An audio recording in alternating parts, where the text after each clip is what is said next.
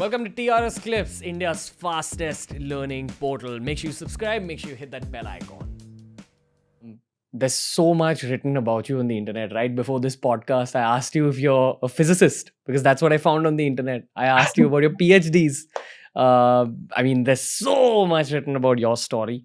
The only thing people truly associate with your name is spirituality, spiritualism, focus, mental health. These are the three subjects of this conversation. Of these three subjects, which is the one closest to your heart, or which is the one that you want to highlight the most at this stage of the human story? I would say closest to my heart would be spirituality. The most important in this time in the human evolution, I would say, would be focus.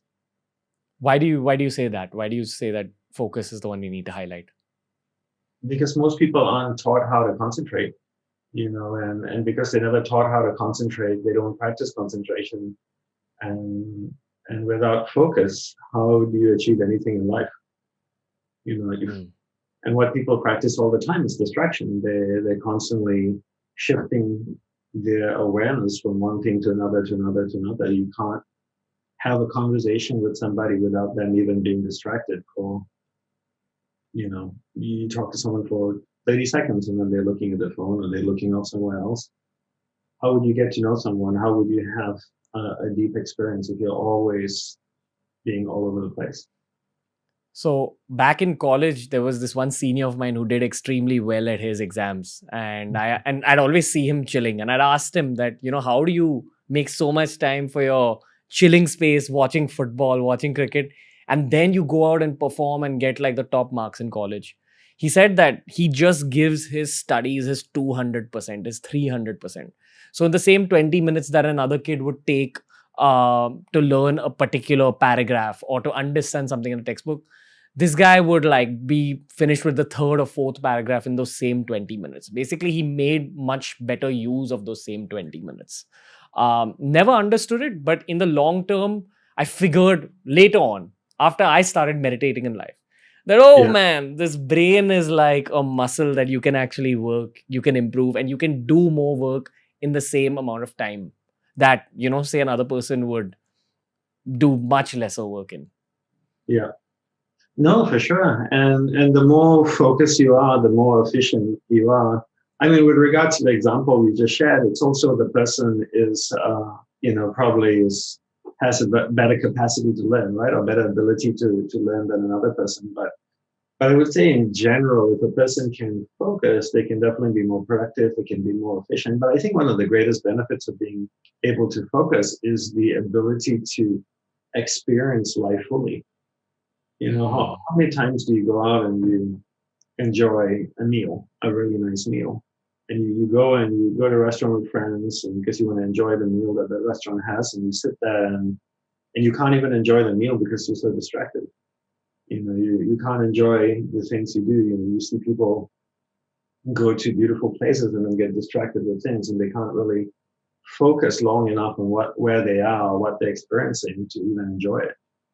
And they go through life with really, really shallow experiences. Never ever looked at focus that way, but what you said is so true. That even if you're walking in a park, even if you're doing the most basic thing, you're having a good lunch, you stay in the lunch, you stay in the park. That's what people fail to do. Yeah, I mean, at the end of the day, we have one life, and well, I'm a Hindu, so I believe in I believe in reincarnation, but I have one life as me, and the next life I'm going to be somebody else. And in this life, I really want to live a rewarding life. I want it to be worthwhile. I want it to be special. I want it to be enjoyable. In order for me to do that, I need to be able to create these experiences in my life. I need to choose the people I want to spend time with, the conversations I want to have, the experiences I want to have. Then the second step is I need to be able to be focused enough so I can actually enjoy those people, enjoy those conversations. I can enjoy those experiences I've created for myself. So many people work so hard to save money so that they can go on a holiday, and then they go on a holiday to someplace beautiful. They're sitting there, and the whole time their face is stuck in the phone. Or, if they're looking at something and every time the phone beeps, they look at the phone. So instead of actually enjoying the beach or the mountain or the jungle or the forest or wherever they may be, they're constantly getting distracted by things around. So why work hard to save money so you can go have a beautiful experience to only not be able to be present in that experience to fully experience it? Just stay home. Don't work hard. Lay on your couch. What do you suggest that the modern day human should do? What are the practices? What are the thought processes that can actually improve this skill of focus for both your career and your leisure? Well, I think the biggest thing is that you need to make the case to yourself as to why focus is important. You need to sell it to yourself. And unless you buy in to the concept, you'll never do it.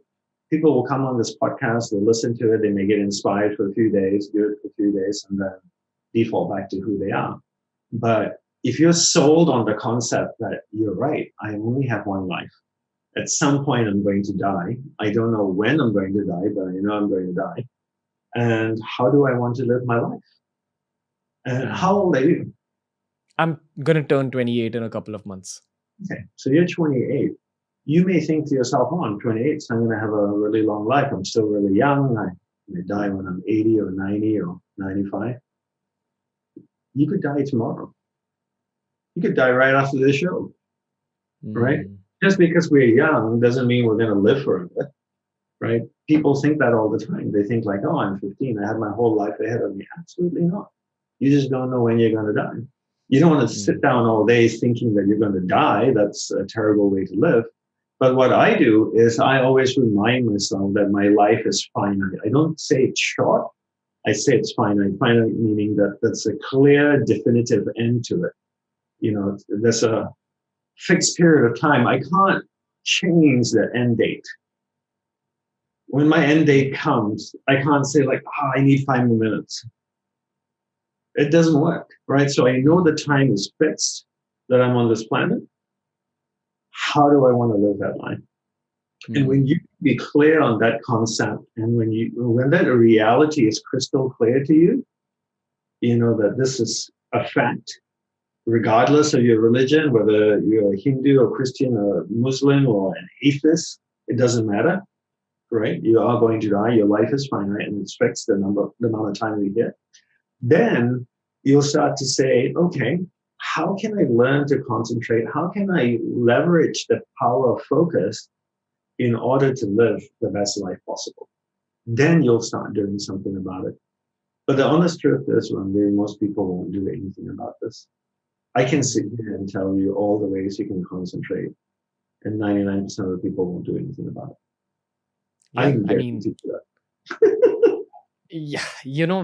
Again, the intention I put into each piece of content that comes out of my team's hands is that we're focusing on that 1% that will create change, even if it's 1% of the 1%. Yeah, Those are the people we're doing these conversations for. So